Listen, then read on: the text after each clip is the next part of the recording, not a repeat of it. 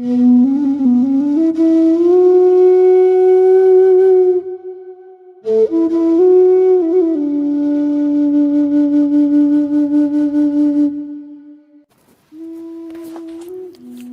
the small village of Akoko, nestled between rolling hills and dense forests, lived a beautiful and fiery young woman named Adara. She was known throughout the village for her striking features and captivating smile. But beneath her enchanting exterior, Adara harbored a deep pain. A year ago, Adara's fiancé Uche had abandoned her on the eve of their wedding, leaving her shattered and humiliated. The village, once full of wrath and familiarity, now felt suffocating and judgmental. As time passed, Adara's heartbreak transformed into a burning resentment towards men. She began to see them all as untrustworthy and manipulative. Her anger simmered, waiting to boil over. One fateful evening, under the light of a full moon, Adara had an epiphany. She decided to take matters into her own hands and teach the men of Akoko a lesson they would never forget. With cunning and determination, Adara set out to orchestrate a plan. She started small, subtly manipulating situations to make the village men appear foolish and incompetent. But as her confidence grew, she did her schemes. She began to play on their deepest fears, exploiting their vulnerability and watching with satisfaction as they stumbled into her traps. The villagers were baffled by the strange occurrences plaguing their men. Tools would go missing, only to appear in absurd locations. Important documents would vanish, and strange noises echoed through the night. As the mystery deepened, whispers spread across the vengeful spirits haunting the village. Some suspected Adara, but no one dared confront her. And so Adara's reign of subtle chaos continued, fueled by her unyielding heartbreak. But little did she know, her actions were about to attract unexpected attention, setting off a chain of events that would change the course of her life forever. One evening, a stranger arrived in Akoko, seeking shelter and rest. His name was Ikenna, a wandering hunter with a mysterious past. As he settled into the local inn, whispers of the villagers' strange occurrences reached his ears. Intrigued, Ikenna began to investigate, sensing that the troubles were not supernatural, but rather the work of a cunning mind. His gaze fell upon Adara, whose beauty and intelligence seemed to radiate an aura of quiet power. Ikenna approached Adara with caution, aware of the dangers that lay beneath her captivating smile. He struck up a conversation, pretending to be unaware of the village's trouble, and Adara found herself drawn to his charm, enigmatic nature. As they spoke, Adara sensed that Ikenna was different from the other men in the village. His words carried weight, and his eyes seemed to see beyond her facade. For the first time in a long while, she felt her guard drop. But Adara's instinct warned her to be cautious. She couldn't let her emotions cloud her judgment. Not now, when her mission was far from over. She pushed Ikenna away, testing his intentions. Undeterred, Ikenna continued to linger in the village, observing Adara from afar. He discovered subtle clues pointing to her involvement in the strange occurrences and began to unravel the threads of her schemes.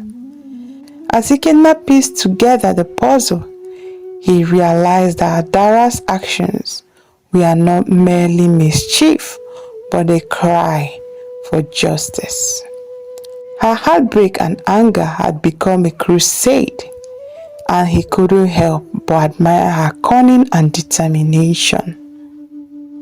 One night, under the same moon that had sparked Adara's revenge, Ikenna approached her once more. Adara swallowed. Adara, Ikenna said, his voice low and steady. I know what you have been doing, but what you don't know is that Uche, the man who broke your heart, is coming back to Akoko, and he's not alone. Adara's eyes narrowed, her mind racing with questions. Who was Ikenna really, and what did he want from her? Adara's grip on her walking stick tightened, her knuckles whitening. What do you mean Uche is coming back? She asked, her voice laced with venom. Ikenna's expression remained calm, but his eyes betrayed a hint of empathy. He is returning with a new wife, a woman from a neighboring village. They are coming to Akoko for the annual festival. Adara's face twisted in disgust. He thinks he can just waltz back in here with his new bride and expect everything to be forgiven. Ikenna took a step closer, his voice taking on a conspirational tone. That's not all. I have reason to believe Uche's return is not just a coincidence. There is something more at play, something that threatens the very fabric of his village. Adara's anger boiled over, but Ikenna's words sparked a glimmer of curiosity. What could Uche possibly be involved in? As they stood there, the night air thick with tension, and Adara noticed a figure watching from the shadows, tall, lean, and unmistakably menacing. Who's that? Adara whispered, nodding towards the mysterious figure. Ikenna's gaze flicked towards the darkness. That's my associate. He's been tracking Uche's movements. We have been working together to uncover the truth. Adara's instinct screamed warning. Who was Ikenna really, and what did he hope to gain from this? Suddenly, the figure emerged from the shadows, his face chiseled and unyielding. Time's running out, he growled, his voice like gravel. Uche's arrival is imminent. We must prepare. Adara felt the ground shifting beneath her feet. She was no longer alone in her quest for justice. Ikenna and his mysterious associate seemed to be pulling her into a web of intrigue, one that threatens to consume her. As the three of them stood there, the night air vibrating with tension. Adara realized she had two options: to trust Ikenna and his associates, or continue her solo crusade against the men of Akoko. But before she could decide, a faint rumble echoed through the village, the sound of drums signaling the start of the harvest festival. Uche's return was imminent, Adara's heart pounding in anticipation. The drums grew louder and the village began to stir. Adara's eyes locked onto Ikenna's, her mind racing with questions. What did he plan to do about Uche? And what was the mysterious threat to the village? Ikenna's gaze held hers with expression unreadable. It's time to prepare, he repeated, turning to leave. Adara followed, her senses on high alert.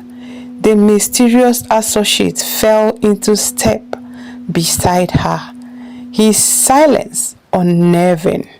As they navigated the village, Adara noticed subtle changes. Doors were adorned with strange symbols and the air was thick with scent of herbs. The villagers, once wary of her, now regarded her with a mix of curiosity and fear. The drums led them to the village square, where a sea of faces awaited Uche's arrival. Adara spotted her family, their eyes filled with concern. Her mother's gaze pleaded for caution, but Adara's resolve remained unshaken. Suddenly, a procession emerged from the forest, Uche at its center. His new wife, a petite woman with a timid smile, clung to his arm. Adara's anger flared, but Ikenna's hand on her shoulder restrained her. Patience, he whispered, his breath warmed against her ear. Uche's eyes scanned the crowd, looking into Adara. A smirk spread across his face and he began to weave through the crowd, his wife in tow. But as they approached, Adara noticed something odd. Uche's wife seemed frightened, her eyes darted towards Adara. A message. Adara's mind racing. She took a step forward, her heart pounding in anticipation. Adara's movement caught Uche's attention and his smirk faltered. Norma's eyes locked onto Adara's and she softly nodded. Ikenna's associate stepped forward, his imposing figure commanding attention. Uche, you have brought gifts, but what's the true price? Uche's return, but it looked forced. No price, just goodwill. I have come to make amends. Adara's laughter caught through the air, a sharp, mocking sound. Amends. You think gifts and empty words can erase what you did? Norma's gaze left Adara's face. She took a step forward, her voice barely above a whisper. I didn't know, I swear. I didn't know what he's done. Adara's anger softened, replaced by curiosity. What do you mean? Norma's eyes darted towards Uche before returning to Ada. He promised me a better life, but I have seen things, heard whispers. He is using me to get to his village land. The villagers exchanged uneasy glances. Ikenna's associate stepped forward, his face turned. Uche, you are working with outsiders to exploit our resources. Uche's facade crumbled, revealing a ruthless calculation. You will never stop me. I have powerful allies. Adara's determination solidified. We won't back down. The villagers rallied behind her, their collective voice a resounding no to Uche's schemes. The outsiders, realizing their plan was exposed, retreated. Uche's face twisted in rage, but Ikena's associates stood firm, blocking his escape. Justice will be served. As the villagers took Uche into custody, Adara returned to Norma. You are free. Norma's tears flowed and Adara enveloped her in a warm hug. We will rebuild together. Ikena approached, a quiet smile on his face. Your heart sparkled a revolution. You have protected this village and its people. Adara's gaze met his, and for the first time in years, she felt healing begin. Thank you for helping me see. The Harvest Festival resumed, its meaning transformed. Adara danced with Norma and the villagers, their laughter and songs filling the night air. As the drums paused, Ada's eyes locked onto Ikena's across the square. Their connection was forged into the fire of justice and perhaps something more. And so, Adara's story became a legend told around village fires, inspiring generations to stand against injustice and fight for what's rightfully theirs.